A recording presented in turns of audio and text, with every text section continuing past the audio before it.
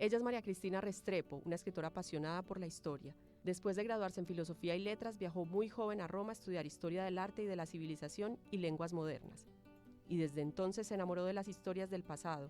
Sus libros son una evocación literaria del devenir de nuestro país, contado a través de la vida de las personas que lo habitan. En 1989, María Cristina Restrepo publicó su primera obra, La vieja casa de la calle Maracaibo, y a partir de 2001 se consolidó como una de las más importantes escritoras colombianas de novela histórica. En ese género literario ha publicado De una vez y para siempre, Amores sin tregua, Lo que nunca se sabrá, Verás huir la calma y Al otro lado del mar. En 2010 incursionó también en el testimonio autobiográfico con el libro El miedo, crónica de un cáncer. Hoy conoceremos la vida y obra de María Cristina Restrepo, la escritora que nos ha llevado a conocer las historias de la historia. Esta conversación de María Cristina Restrepo con Esteban Duperli, escritor también, autor de Dos aguas, es capítulo aparte.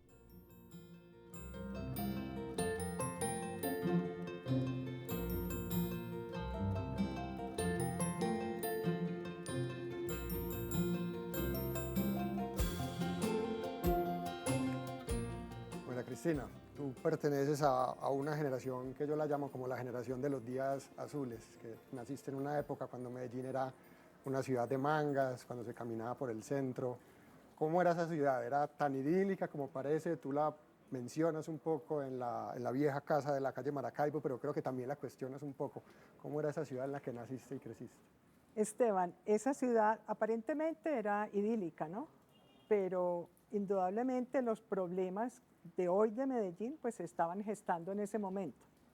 Era una ciudad pues pequeña, con un clima diferente. Yo me acuerdo que las señoras salían a hacer las vueltas a la plaza de mercado, en fin, o con suéter o con chaqueta.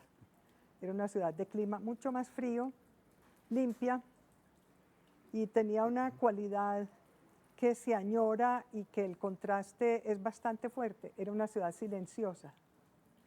Yo vivo en el campo y pues una de las cosas que más me impresionan cuando voy a Medellín es el ruido. Yo empiezo a sentir una especie como de desazón que tengo, que me está persiguiendo, que hay, hasta que caigo en cuenta de que es el ruido, bueno, que hay que aceptarlo y que hay que vivir con él, pero realmente es algo distinto, pues. Tu cercanía con los libros empieza desde casa, ¿no? Tú viviste en una casa en donde los libros estaban presentes y donde la lectura era una posibilidad. Claro, mira, no había pues el rival número uno de los libros para los niños, que yo diría que es la televisión y hoy en día pues el iPad y todos aquellos juguetes tecnológicos. Entonces los niños teníamos pocos juguetes, utilizábamos mucho la imaginación para jugar y parte pues como del esparcimiento, del entretenimiento, de los premios que se recibían eran libros. En un cumpleaños pues la mayoría de los regalos eran libros. Si a uno le iba bien en el colegio, si se llegaba a ganar alguna medallita, alguna cosa, también recibía un libro de regalo. Y había bibliotecas y teníamos el permiso, o puede que no permiso, pero se podía pues ir como a mirar las estampas, a leer, aunque no se entendiera mucho. Y a uno le leían los mayores, leían hasta libros para adultos. Yo me acuerdo mucho a mi abuelo que nos leía, por ejemplo, El Cid Campeador. Ese era uno de los libros obligados. En español antiguo y toda la Sí, cosa. sí, ay, pero sonaba tan hermoso. Mi papá me leía Rubén Darío. Y uno por ahí iba persiguiendo como a cualquier adulto que pudiera leer en la casa, una tía, incluso algunas empleadas que ayudaban con las tareas de la casa, las que sabían leer, porque en esa época pues había mucho analfabetismo en Colombia, desafortunadamente, y afortunadamente en eso hemos mejorado. Uno pedía por ahí ayuda y me leen, hasta que se aprendía a leer con muy poca dificultad. Yo creo que por ese mismo como deseo de tener independencia frente a los libros y poder hacerlo sin tener que estar recurriendo pues al favor. Yo recuerdo que los hermanos, los primos, todos en la familia aprendimos a leer rápidamente porque ahí estaban esos libros invitando, llamando. De esa biblioteca, ¿cuál recuerdas que haya sido el primer libro que buscaste como activamente, con una inquietud tuya? De esa biblioteca, me acuerdo en la biblioteca de mi abuelo en la finca, el primer libro que busqué y leí, creo que la primera vez sin entenderlo muy bien, porque era una novela pues compleja y yo estaba como en etapa de leer un libro de cuentos para niños, fue Mujercitas, de Louisa M. Alcott. Ha habido ahora muchas series de televisión, películas. Ese libro como que está teniendo una especie de resurrección en los Estados Unidos. Esa fue como mi primera novela. Fue la primera lectura que tú buscaste Sí, activamente. sí, sí. Luego de eso, bueno, tú cursaste el colegio, te fuiste a Italia un año en el 68, si no estoy Sí, mal, ¿cierto? sí, estuve del 68 al 69 en Italia. ¿Qué estuviste haciendo en Italia, María Cristina? Mira, yo estuve en un colegio de secretarias intérpretes donde realmente lo que nos daban eran como unas buenas bases de cultura general. Pues si uno viviendo en Roma está viviendo en un museo, ¿no? Y en Roma en el 68, No, además, no, no, no, no, aquello fue, claro, nos tocaron pues todas las revueltas, pero un poquito protegiditas. Sí. Teníamos pues unas monjas que supuestamente nos cuidaban, no eran muy estrictas con la disciplina, teníamos la libertad pues de salir, de movernos por la ciudad. Estudié historia, en ese momento me apasioné por la historia de Roma, estudiamos historia del arte, literatura, idiomas, pues aprendí italiano, estudiábamos francés, estudiábamos inglés, teníamos visitas guiadas con la profesora de arte 1 o 2 veces en semana y aquello era un festín pues para los ojos, para el espíritu, para todo. Esa es la ciudad más bella del mundo indiscutiblemente. Además tuve una experiencia muy interesante, Esteban, y es que éramos más o menos 30 internas de distintas partes del mundo. Entonces había francesas, había inglesas, escocesas, había 2 niñas del Congo, en aquel entonces pues estaba el Congo belga. Claro. Ilse, todavía me acuerdo que una de ellas tenía un pelo de un rubio plateado y ella salía y volvía al colegio llorando, porque pues como son los italianos, todo el mundo le tocaba el pelo, le jalaba el pelo. Eso fue una experiencia muy multicultural, muy enriquecedora. Era una especie de torre de Babel. Yo me acuerdo a la directora diciéndole a una visitante, no, estas niñas hablan todas las lenguas, pero se entienden, véanlas, ahí están todas hablando, yo no sé en qué, bueno, teníamos como un medio inglés italiano, inventábamos una especie de esperanto y nos entendíamos. Sí.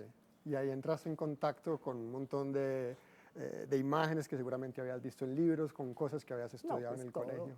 Mira, tú no sabes lo que era ver una Roma sin rejas y sin turistas. De entrar al Coliseo con una amiga italiano-bogotana, Marisa Serventi. Todas las semanas bajábamos 2, 3 veces. Nosotros vivíamos en el Eur, en las afueras de Roma, tomábamos el metro, nos bajábamos en el Coliseo, entrábamos al Coliseo por cualquier puerta, recorríamos en aquel silencio esos espacios divinos. Luego entrábamos al foro. En mis viajes actuales yo miro y digo, pero ¿por dónde nos subíamos al foro? Como unos micos. Del Coliseo trepábamos una especie de murito y llegábamos al foro romano, sin turistas también, ver aquellas ruinas pues de ese esplendor. Luego bajábamos al pie por la vía del Corso y nos gustaba mucho ir a la fuente, a la Fontana de Trevi. Y no sabíamos muy bien por cuál calle torcer, pero el ruido de la fuente, uno desde la avenida principal, Los guiaba. Oíamos el ruido de la fuente, por aquí. No, eso es un esplendor. Luego de eso regresaste a Colombia, estudiaste filosofía y letras en la Bolivariana, eres filósofa y literata. Y de eso, de esa formación salió tu primera publicación. Es un ensayo que se llama El olvido de la obra en Marcel Proust, es de 1986. Pero de hecho es una obra muy actual, nada más ayer la vi, está en Amazon para Kindle. Sí, sí. Contanos cómo fue, digamos, como esa aventura académica que luego se convirtió en una aventura editorial y además de eso la hiciste criando 2 muchachos que, si estoy bien en las fechas, o estaban entrando en la adolescencia o ya eran adolescentes. Bueno, eso fue fabuloso haber leído otra vez a Proust como en mes y medio. La tesis me la dirigió el doctor Abel Naranjo Villegas y él fue el que me sugirió el tema, el olvido. Me dijo, mire, todo el mundo habla de la memoria y claro, esa es la clave, pero pues para recordar hay que olvidar. Entonces busca ver qué encuentra del olvido en la obra y realmente es todo. Y fue una lectura supremamente crítica. Sí, totalmente crítica. Y bueno, luego el proyecto pues ya como de realizar la escritura en sí fue una aventura maravillosa porque meterse en ese mundo proustiano, como en Honduras, como dices tú, con una visión crítica, examinando no solamente cómo se escribió la obra, sino, por ejemplo, la creación de esos personajes, la filosofía que tiene Proust, por ejemplo, su Tratado del Tiempo, pues ese es otro San Agustín. No, ese es un universo. Y eso fue un trabajo académico. Sí. ¿Recuerdas cómo fue luego convertirlo en un producto editorial? Pues mira, la universidad me pidió permiso, muy queridos, me dijeron que si podían publicarlo, se publicó. Y ya hace poco, en vista de que mucha gente me preguntaba dónde está su libro, y el libro realmente no estaba en ninguna parte, decidí publicarlo en Amazon. Tuve que mandar a levantar el texto. Eso es dispendioso, porque el texto levantado queda, tú sabes, queda con errores, con espacios. Bueno, se corrigió, además se corrigió el estilo también. Yo creo que quedó mejor. Y una amiga médica, participante de un taller que tuve aquí en la casa, un taller de escritores, habilísima, en una tarde ella subimos eso, no sé cómo. Sí, y ahí está, Ahí en, está. en Amazon. Ahí Kindle, está en Amazon y de pronto, mira, es muy curioso porque de pronto ellos cada 6 meses mandan como la relación de los libros que se han vendido. De pronto veo yo que se han vendido 7 en España y digo, bueno, hay alguien estudiando, ¿cierto? Hay alguien estudiando a Proust, un grupo, y están leyendo el libro. Genial. Sí. Bueno, Cristina, tú y yo no nos conocíamos, pero habíamos intercambiado emails hace unos 3 años, cuando desde la Biblioteca Pública Piloto te invitamos a escribir un texto muy bonito que escribiste para un libro conmemorativo en el que cuentas, digamos, como la génesis de tu primera novela. Tú fuiste a donar unos libros a la Biblioteca Pública Piloto, te asomaste por allá y viste el taller de escritores de Manuel Mejía Vallejo. Una semana después estabas ahí sentada en ese taller de escritores y ahí sucedió algo fundamental con un párrafo de un cuento que habías llevado.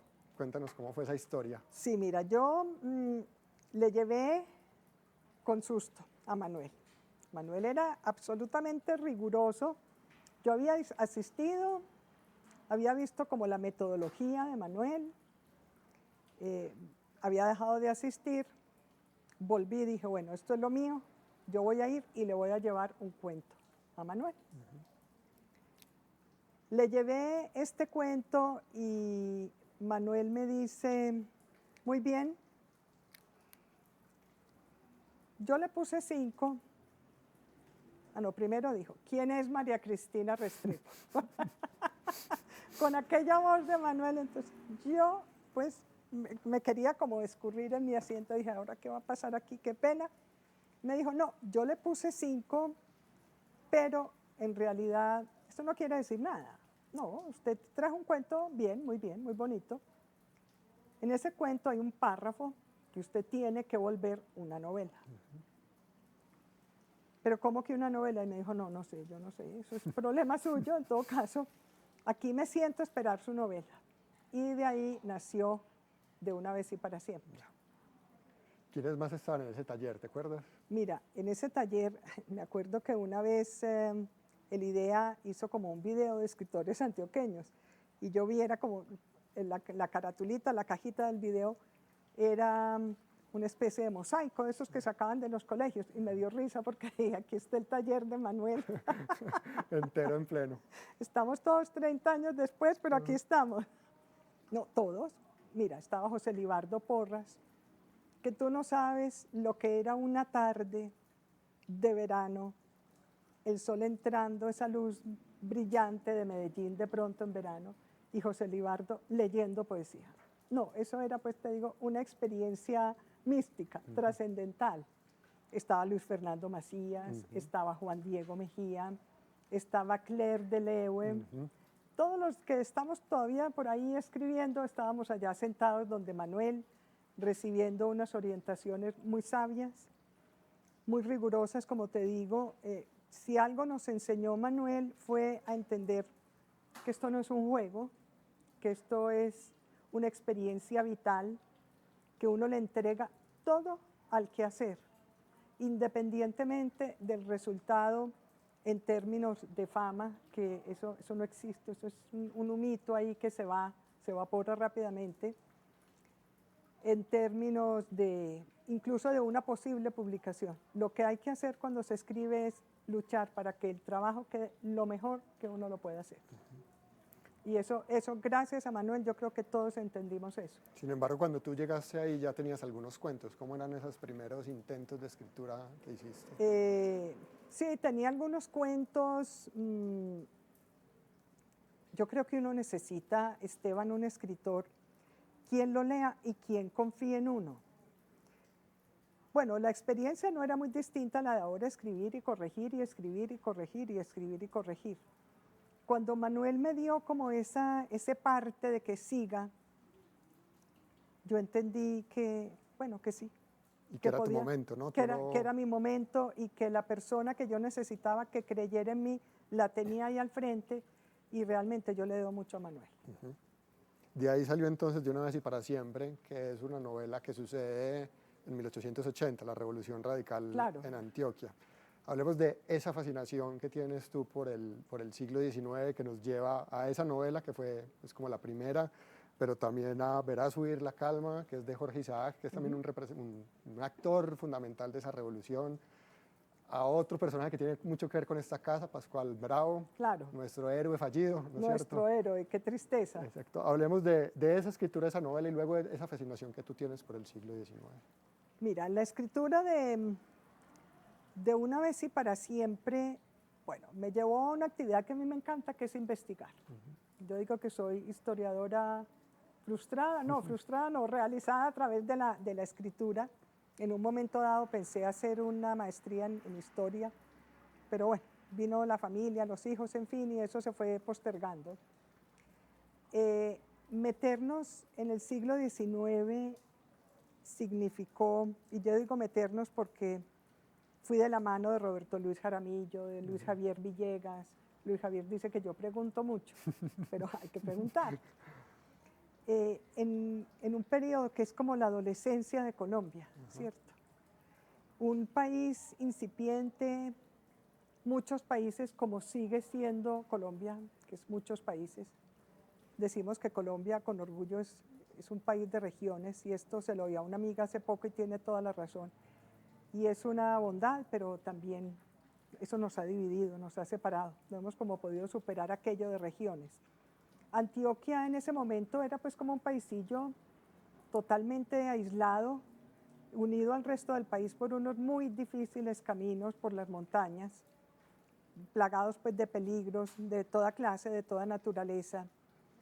Y entrar en ese mundo incipiente, en una ciudad donde no había ni siquiera acueducto, y en el mundo familiar, porque la novela tiene como personaje principal a una de mis bisabuelas, fue una aventura de conocimiento maravillosa, Esteban. Yo descubrí facetas de mi familia muy importantes que siguen teniendo en este momento eco y repercusión y de las cuales yo no sabía nada, y lo mismo descubrí facetas del Medellín pues incipiente que las vemos hoy como realizadas, positivas y negativas, que han influido como en la grandeza de la ciudad, pero también en ciertos problemas que todavía debemos superar. Entonces aquello fue pues maravilloso. Luego, Pascual Bravo, mira que uno llega a la literatura y uno llega a la escritura por azar. Un amigo, le oí comentar a un antiguo amigo, que Pascual Bravo había sido un típico héroe del romanticismo. Yo dije, Pascual Bravo, voy a ver qué hay de ese señor.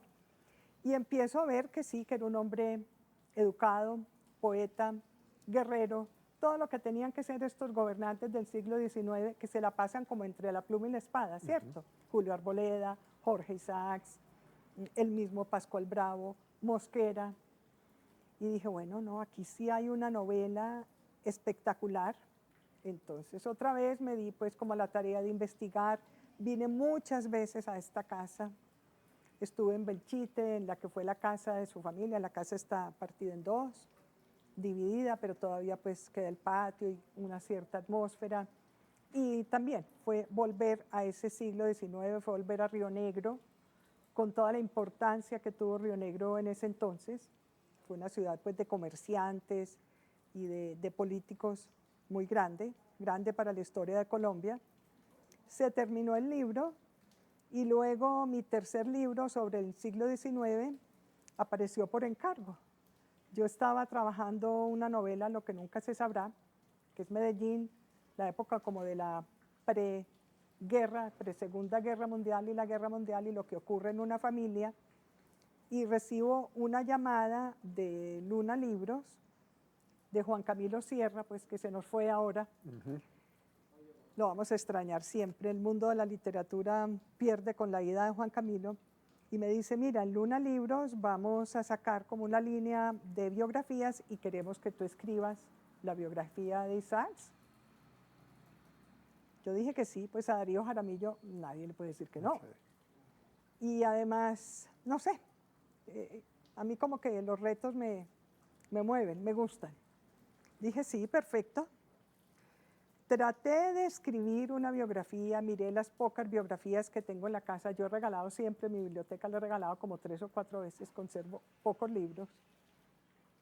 Y dije, no puedo, yo voy a pedir permiso en Luna como para elaborar algo más académico, sí, y fundamentado en la historia, pero más creativo. Y me dieron permiso.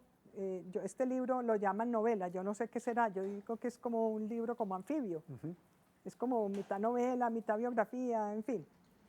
Y volví ya a esa furor del siglo XIX, en las guerras civiles, el final de la esclavitud, lo que eso significó, por ejemplo, para los grandes hacendados del Valle del Cauca y del resto del país, las quiebras económicas que hubo a raíz de ese cambio, y la vida de un hombre que, Esteban, a mí me parece que Colombia no le ha reconocido a Jorge Isaacs lo que hizo.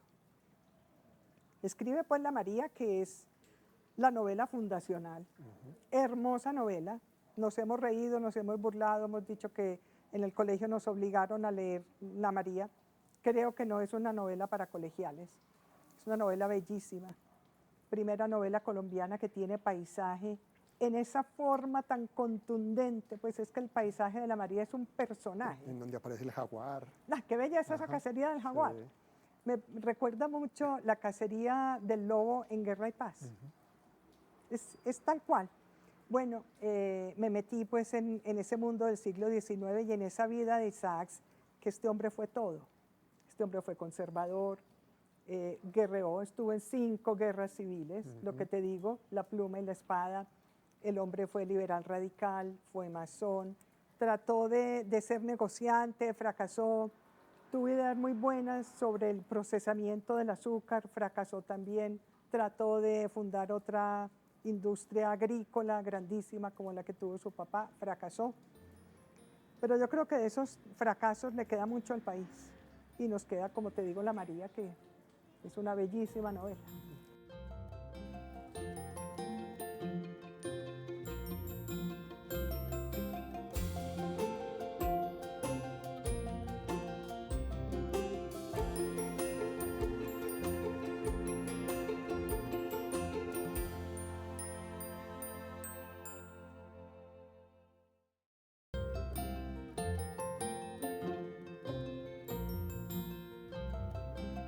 Cristina, volvamos a Pascual Bravo, este hombre que vivió deprisa, un héroe fallido que tuvimos nosotros. Y digamos, ¿cómo fue la escritura de ese libro? Es decir, ¿encontraste el personaje y luego cómo empezaste a armar la novela?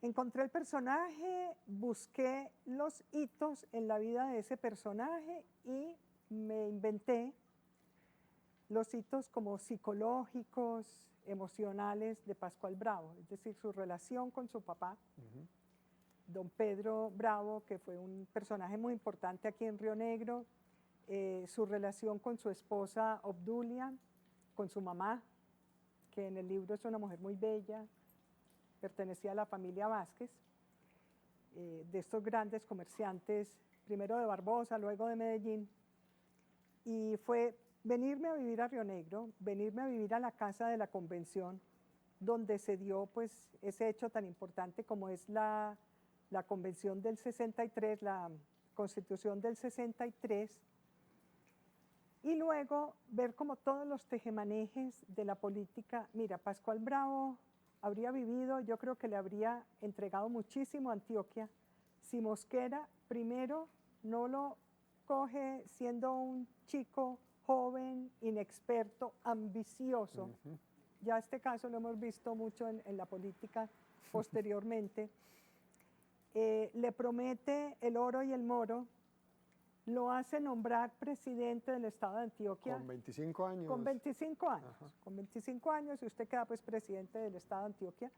Pascual Bravo hace reformas importantes, crea la Casa de la Moneda, crea la Escuela de Artes y Oficios. De hecho dicen que el gobierno de Berrío, que fue un gobierno pues muy prolongado, muy serio y que sirvió mucho a Antioquia, tomó algunas de las reformas y de los hechos que tenía Pascual Bravo y de aquellos desarrollos que él quería hacer en Antioquia.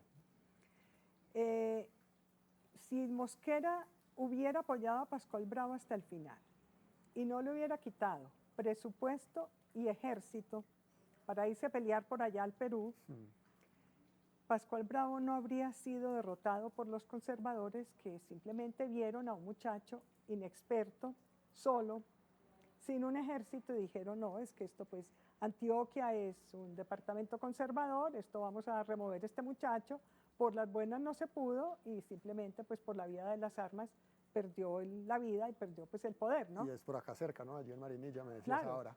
allí en Marinilla hay un monumento no muy estético, son como unos tubos rojos, pero bueno, por lo menos está señalado el sitio donde fue la batalla de Cascajo y donde muere Pascual Bravo en una tarde de verano de enero. Yo estuve en Cascajo un mismo día, creo que era el 2 de enero, no me acuerdo ya exactamente cuándo fue que se dio la batalla, estuve a la hora en que se dio la batalla. Una de las cosas que vi era que el ejército de Pascual Bravo estaba peleando con el sol en la cara. Claro. Entonces tenía todas las de perder, pues. Además, los liberales toman unos francotiradores, personas que tenían como mucha experiencia con la cacería, los ocultan detrás de unas pencas al lado de las tapias del cementerio y realmente le disparan a mansalva a Pascual Bravo. Eso no fue pues así peleando de tú a tú ni de frente a frente, sino ocultos, de manera que el muchacho pues no tenía más remedio que perder la batalla, perder el poder y vuelven los conservadores a Antioquia. Reconozcamos que el gobierno de Berrío fue un magnífico... gobierno de 10 años. Sí, un gobierno de 10 años y fue un magnífico gobierno, pero sus inicios pues no fueron tan loables. Bueno, Cristina, hablemos ahora de una labor que has desarrollado por muchos años paralela a tu labor de escritora y es la de gestora cultural, gestión cultural. Fuiste, por ejemplo, directora de la biblioteca de AFID y ahí hiciste un trabajo interesante con la sala de libros patrimoniales. Cuéntanos cómo tu trabajo en la gestión cultural. Sí, mira, ese trabajo pues fue un trabajo privilegiado con un equipo maravilloso en la biblioteca. Un equipo teníamos pues una ingeniera de sistemas, las bibliotecólogas, los auxiliares que eran estudiantes, me acuerdo con mucho cariño, los estudiantes de geología y los de música, los más afectos a la biblioteca. La tarea que me encomendó el doctor Juan Felipe Gaviria fue la de crecer la biblioteca y ponerla como en el mismo punto de desarrollo en el que estaba la universidad. La biblioteca seguía siendo muy técnica, muy de negocios, muy matemática, mucha ingeniería, pocas humanidades. Y corrimos primero con una suerte increíble. Se fundó la sala patrimonial, sacando pues como los textos, los libros patrimoniales que había dentro de la colección de la biblioteca. Y empezamos a recibir donaciones o a adquirir libros y colecciones patrimoniales. Me acuerdo muy bien que Fabricato, por ejemplo, nos entregó partituras originales de músicos colombianos, los que tú quieras, revistas de siglo XIX y siglo XX. Nuevamente estás en tu elemento, ¿no? Ah, en no, el pasado. no. Yo me acuerdo que estábamos comprando una colección de libros de derecho penal y la biblioteca no tenía presupuesto, entonces me fui donde el rector y le dije, ay, doctor Juan Felipe, pues mire, esta biblioteca, el doctor Nodier es muy importante, traigámosla. Y me dijo, bueno, no tiene presupuesto, pero bueno, vea, ahí le doy para que vaya y haga lo que a usted le gusta, que es comprar libros, ¿cierto?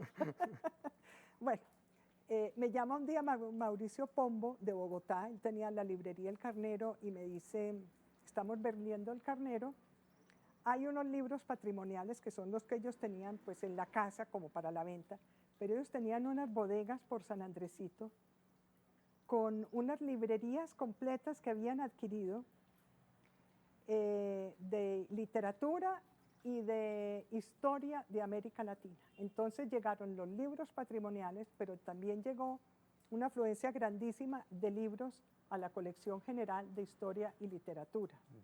Por un lado se hizo ese trabajo y por otro lado hicimos como la otra cara de la moneda y fue crecer las colecciones electrónicas de la biblioteca. Te digo, pasamos rápidamente de 14.000 consultas a 1 millón de consultas, a tener 200 títulos de revistas en papel, a tener miles de revistas electrónicas. Por eso, pues, como el aumento de las consultas. Fue muy rico porque dábamos clases, preparábamos a los estudiantes, a los profesores en la utilización de esos servicios electrónicos de la biblioteca. No, te digo, se hizo un trabajo conjunto muy bueno, la comunidad académica respaldó, luego Juan Luis Mejía también fue pues un aliado invaluable de la biblioteca, todas las reformas que queríamos hacer, pues Juan Luis estaba como ahí al frente, pendiente, ayudando, apoyando, y realmente la biblioteca se transformó y bueno, sigue al servicio pues de la investigación, de la enseñanza. ¿Te gusta la gestión cultural, que en Colombia no es una labor fácil? Me gusta, sí, me encanta. Bueno, Cristina, y otra faceta que tú tienes es la de tallerista. Fuiste asistente de un taller, pero luego has sido directora de taller. ¿Cómo ha sido esta experiencia? Enseñar a escribir, es todo un misterio. Enseñar a escribir es como enseñar lo que no se puede enseñar. Mira, me llamó un grupo de señoras que viven aquí en Río Negro, que si les daba un taller de literatura, y les dije, bueno, un taller de escritores, y les dije, bueno, sí, perfecto, reunámonos en mi casa los lunes. No cobro nada por el taller porque considero que eso no se puede enseñar. Partamos de esa base. Pero hicimos un ejercicio muy interesante, Esteban, durante 5 años. Ellas, cada una trabajaba lo que quería, cuento, memorias, novela, ensayo. Cada una llevaba, leíamos, esa era la metodología, cada cual leía, si había muchas en esa tarde, pues cada una tenía 15 minutos o 20 minutos o 5. Luego todo el mundo opinaba y luego yo entraba como a corregir y a opinar un poco más. Y sin darnos cuenta se fueron escribiendo libros. Ana Ramírez escribió primero un libro de relatos, de cuentos, muy bello que le publicó Lucía Donadío. Luego escribió una gran novela, te digo, una gran novela, Mientras mueres. Es una novela que trata un tema muy difícil, que es la muerte de su mamá, con todos los hijos, son 10 hijos que vienen de todas partes del mundo y la rodean, y qué es lo que se genera allí como emotivamente, como los juegos de poder, el dolor, la tristeza, la despedida, el asunto del dinero que siempre está presente en cada muerte, una bellísima novela. María Eugenia Mejía, hermana de Juan Diego Mejía, escribió una muy bella novela también que creo que está a punto de publicarla, creo que en Amazon, una novela sobre una de sus abuelas, bellísima. Y bueno, todas salieron con alguna cosita, fue una labor muy satisfactoria. Al cabo de 5 años ya sí tuve que decirles pues que ya es imposible.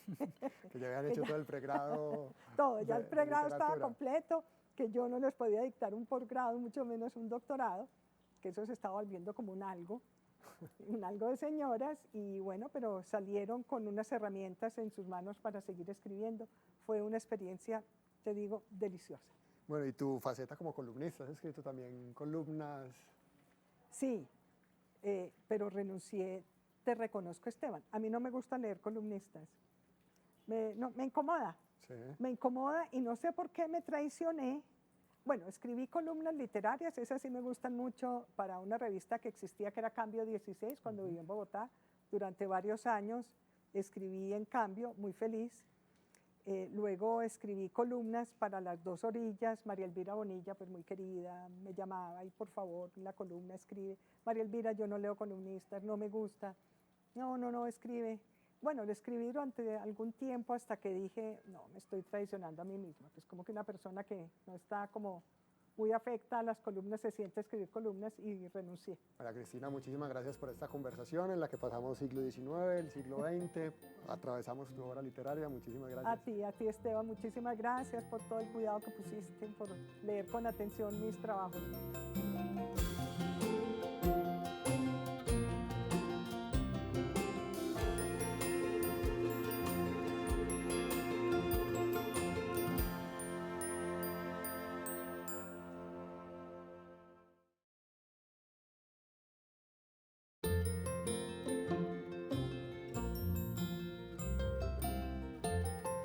María Cristina, de estas investigaciones y de estas novelas anteriores, yo creo que quedó como tu gusto por la novela histórica, que de algún modo ha sido como tu marca de muchos de tus trabajos, y creo que el último se extiende hasta una novela que es ya en el siglo XX, que se llama Al otro lado del mar. Es ambientada en Cartagena en 1937, como en la antesala de la Segunda Guerra Mundial. Contanos de esa novela, cómo fue esa investigación, cómo surge ese tema.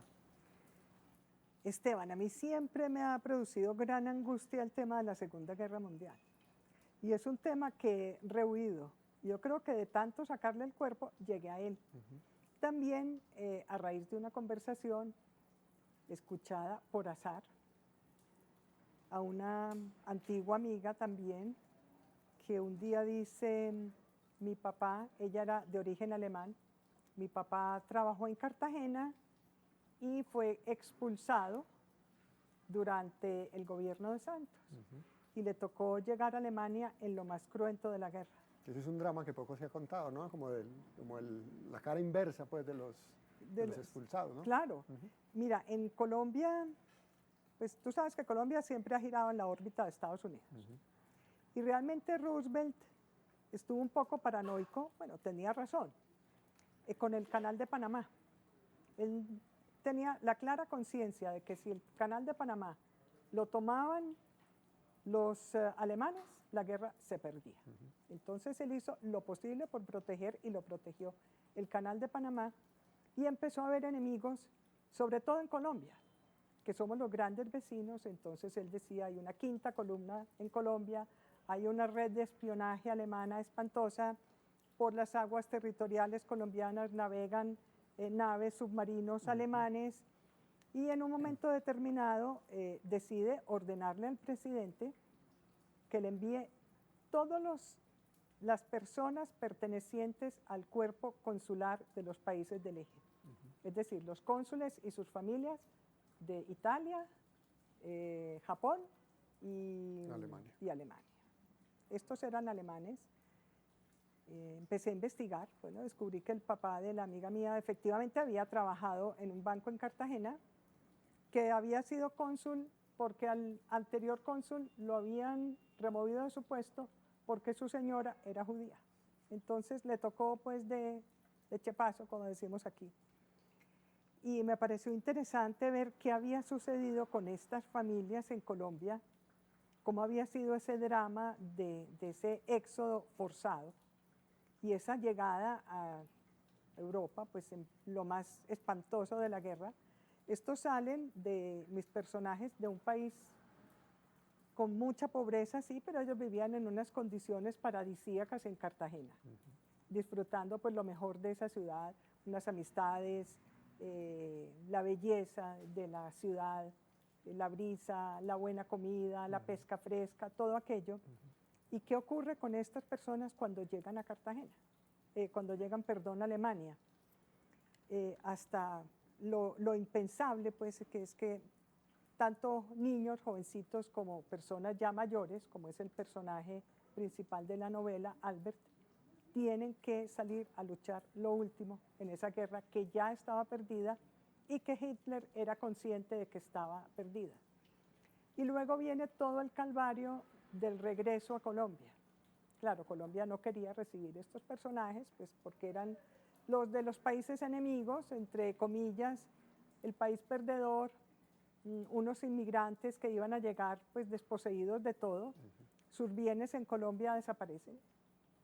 Eso se crean como unos fideicomisos y esos bienes se desmaterializan, digámoslo así. Y bueno, es toda aquella aventura de estar muy bien aquí, salir y regresar, y poder regresar. Ahí había también una novela fácil de contar, porque tenía tantos elementos como de tensión narrativa, de suspenso, de amor, de solidaridad también, de belleza. Bueno, Cristina, esto de la novela histórica tiene unos compromisos muy específicos. ¿Cómo es esto de tener como un pie sobre lo factual, sobre lo verdadero, pero el otro pie sobre la imaginación y sobre la ficción? ¿Cómo se hace esto? Esteban, yo creo que se hace muy parecido a como se escribe una novela actual. Simplemente, ¿qué cambia en una novela histórica? Cambia el marco. Y uno tiene que ser consciente de que ese marco se respeta. Es decir, se respetan las fechas, se respetan los hechos, se trata de entender una mentalidad. Para mí el mayor reto de escribir novela histórica es ver cómo pensaba la gente en ese momento, cómo amaba, cómo era su relación con lo trascendente, con la familia, con el trabajo. Una vez uno tiene el marco histórico y sabe que dentro de ese marco se mueven los personajes, lo otro es simplemente un trabajo de ficción. Es decir, Pascual Bravo, sabemos quién fue y cómo vivió y cómo murió, pero no sabemos si en determinado momento se levanta con angustia o con dolor de cabeza, o si tuvo un altercado con su esposa, o si su papá no quiere que acepte tal puesto. Eso es todo, pues, la parte ficcional de la novela histórica, que es igual a cuando se escribe una novela de actualidad. Poner a hablar los personajes históricos es igual de difícil a poner a hablar un personaje en ficción. Claro. Ponerlos a pensar, ponerlos a sentir. Y bueno, uno va por ahí inventando cositas. Tu obra literaria se ha movido siempre en la ficción, bien sea en la novela histórica, pero has estado orbitando en la ficción, has retomado asuntos de tu familia, pero has estado en la ficción. Pero hay una excepción, que es un libro que tú escribiste, una suerte como de crónica, como de diario, que se llama El miedo, crónica de un cáncer, y que pues, es, digamos, completamente autobiográfico. Hablemos de ese trabajo, María Cristina. Mira, ese trabajo, a mí me dio cáncer de seno, muy bien, se superó, se hicieron todos los tratamientos, se vivió una experiencia difícil y que enseña cositas, eso suena mucho al lugar común, pero yo creo que uno queda mejor persona, uno queda como más tranquilo en la vida, ya se mira de frente la muerte, en fin. Yo estaba trabajando en otra novela y recuerdo una mañana mi marido estaba leyendo en una silla detrás de mi escritorio. Yo de pronto suspendí, me volteé y le dije, mira, pero ¿cómo es que a mí me da cáncer y esto se me va a olvidar? Porque tú sabes que lo maluco es lo primero que se olvida, ¿cierto? Sí. Las situaciones difíciles, esas como que van quedando. El filtro de la memoria es implacable. Es implacable. No, yo voy a escribir una especie de diario para tenerlo ahí, guardarlo, de pronto dárselo a leer a mi hija si ella quiere. Y empecé, terminé, y por azar le comenté a mi amigo y pariente Juan Camilo Sierra. Nuevamente Luna Libros. Nuevamente Luna Libros, y le dije, mira Juanca, ¿cómo te parece que escribí esto para tener como un registro escrito de toda aquella aventura, porque eso es una aventura que viví con este cuento del cáncer? Y me dijo, no, usted me manda ese manuscrito ya mismo. No, Juan Camilo, eso yo lo escribí para mí, eso no es para publicar. Y empieza pues con el cuento de que tú le puedes ayudar a alguien, que alguien se puede interesar. Mira, Juan Camilo, yo ni siquiera he revisado, yo no sé si eso quedó bien, mal escrito. Me dijo, no, mándamelo. Supongo que era escrito en una clave muy íntima o muy personal. Totalmente íntima, personal. Yo lo escribí pues como en presente, una especie de diario. Todavía tenía los recuerdos pues frescos. Lo revisé y se lo mandé convencida de que eso no se iba a publicar. Bueno, finalmente se publicó y yo creo pues que algunas mujeres lo han leído con interés y no me arrepiento de haberlo publicado. Aunque no era la intención, ahí quedó ese libro. Y es como tu único acercamiento a la autobiografía hasta el momento, por lo menos. No, ya, para siempre y jamás. Hay otra faceta tuya como escritora que es muy interesante también, que es la de traductora, ¿no? traducir no es solamente vertir las palabras de un No. idioma a otro, sino que también ahí entra en juego un talento de escritor. Hablemos de eso. Mira, cuando me casé por segunda vez, me fui a vivir a Bogotá y yo quería pues ocuparme en algo. Llamo a Iván Hernández y le digo, Iván, mire, estoy viviendo en Bogotá, yo quiero traducir. Él estaba entonces en Norma. En Norma, Ya. las dos orillas. Ujú. Y me dijo, quiere traducir, muy bien. Yo creo que él pues me puso a prueba y me dijo, mira, te voy a mandar este libro, son unos cuentos de un escritor norteamericano, Ambrose Bierce, unos cuentos de la Guerra Civil Norteamericana. Yo no te digo, Esteban, yo creí que yo sabía inglés, pero en ese momento dije, no sé nada, no entiendo nada, ¿qué es esto? ¿En qué me metí? ¿En qué me metí? Estas armas, estas cosas. Bueno, fuera de eso no sabía cómo manejar muy bien el computador, pero aprendí todo al mismo tiempo. Y lo que tú dices, traducir no es pasar las palabras de un idioma al otro, es pasar un sentido, es pasar un tono, algo que es en muchos casos casi imposible. Mira, yo traduje a Oscar Wilde y tú no sabes el compromiso para que esa ironía que hay de la primera línea a la última, que eso quede en español, hay que darle vueltas y hay que corregir y hay que hacer ensayos y hay que revisar 100 veces los diálogos, comparando, cotejando, para quedarle lo mejor posible a ese escritor. Por ahí dicen que traductor, traidor, ¿no? Y yo creo que en cierto sentido, pues hay algo de razón, porque es imposible lograr que ese libro como que pase a ese otro idioma, pero pues se hace lo posible, sobre todo tratando de no hacerlo literalmente.